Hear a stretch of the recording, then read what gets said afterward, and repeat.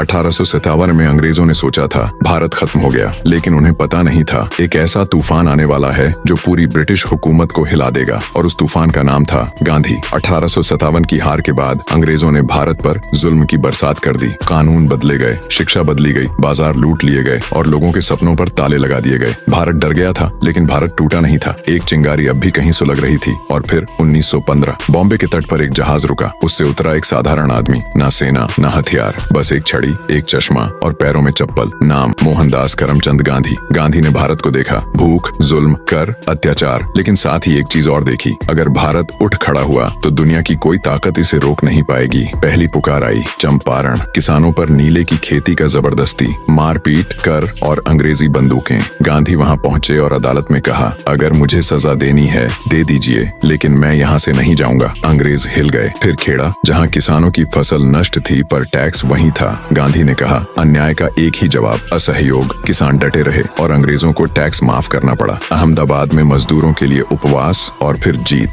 गांधी का नाम अब डर नहीं, उम्मीद बन चुका था। ब्रिटिश साम्राज्य के लिए सबसे बड़ा खतरा। और तभी अंग्रेजों ने किया इतिहास का सबसे काला हमला, रॉलेट एक्ट। बिना वकील, बिना सबूत, बिना मुकदमा, सीधा जेल। भारत फट पड़ा। गांधी ने पहली बार पूरे देश को एक साथ बुलाया, सत्याग्रह। और फिर आ रहा था वो दिन जिसने भारत को हमेशा के लिए बदल देना था। जालियांवाला बाग, एक शांत सभा और अचानक गोलियों की बरसात। ये सिर्फ घटना नहीं थी, ये एक ऐसा झटका था जिसने पूरे देश को जगा दिया। गांधी का तूफान अब रुकने वाला नहीं था। रॉलेट एक्ट था शुरुआत, जालियांवाला बाग था आग, और इस आग ने पूरे देश को जलाकर एक ही आवाज में बदल दिया, आजादी। To be continued.